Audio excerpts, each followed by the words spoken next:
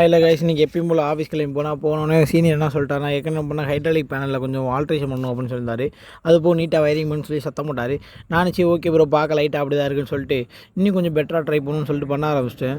அந்த சீனியர் பையனை வச்சு பண்ண சொல்லியிருந்தேன், அவனும் பண்ணி முடிச்சிட்டான். அப்புறம் ஒரு டெம்பரேச்சர் கண்ட்ரோல் பேனல் பண்ணணும்னு சொன்னாங்க. சரி ஓகே, அதுவும் பண்ணணும்னு சொல்லிட்டு நான் போய் ப்ரோக்ராம் போகிறதுக்கு ரெடி பண்ணிருந்தேன். வந்து பார்க்கறக்குள்ள அசம்பிள் பண்ணியிருந்தான். சரி ஓகே, இப்படி தான் வயரிங் பண்ணணும், இதான் ரோட்டர் சுவிட்ச், இதில் இப்படி தான் கனெக்ஷன் கொடுக்கணும்னு சொல்லி அவனுக்கு எக்ஸ்பிளைன் பண்ணேன். அவனுக்கு புரிஞ்சிருச்சு அது. அப்புறம் டெல் பண்ணி போட ஆரம்பிச்சிட்டான் சுவிட்சை. அப்போ நான் போய் உட்காந்து நம்ம ஃபாலோவர் ஒருத்தர் 7 செக்மெண்ட் ப்ரோக்ராம் கேட்டிருந்தார். அதை உட்காந்து பார்த்துட்டு இருந்தேன். அதை முழுசாக கூட பார்க்கவில்லை, அங்கிட்டு இங்கிட்டு அலைஞ்சிட்டே இருந்தனால அது ஒரு ஓரலாக பார்த்துட்டு இருந்தேன். அப்புறம் சீனியர் வந்துட்டார். அதுக்கப்புறம் அவர் உட்காந்து ஒரு கவுண்டர் ப்ரோக்ராம் போட சொன்னார். அதை போட்டு காமிச்சேன். அவர் ஓகே நான் செக் பண்ணி பார்த்துட்டு இருந்தார். அப்புறம் அதில் கொஞ்சம் ஆல்ட்ரு பண்ண வேண்டியது அதுவும் பண்ணார். திரும்பி பார்த்தா தம்பி முடிச்சிட்டான் அந்த வயரிங்கை மேலே.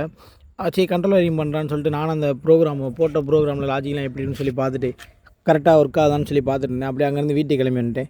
நம்ம அது போக ஆன்லைன் கிளாஸ் கண்டக்ட் பண்ணிருக்கோம். அது ஃபீஸ் வந்து என்ட்ரி ஃபீஸாக 100 ரூபா பண்ணிருக்கோம். ஆல்ரெடி இப்போ நிறையா ஸ்லாட் புக் ஆயிடுச்சு. நீங்களும் மறக்காமல் புக் பண்ணி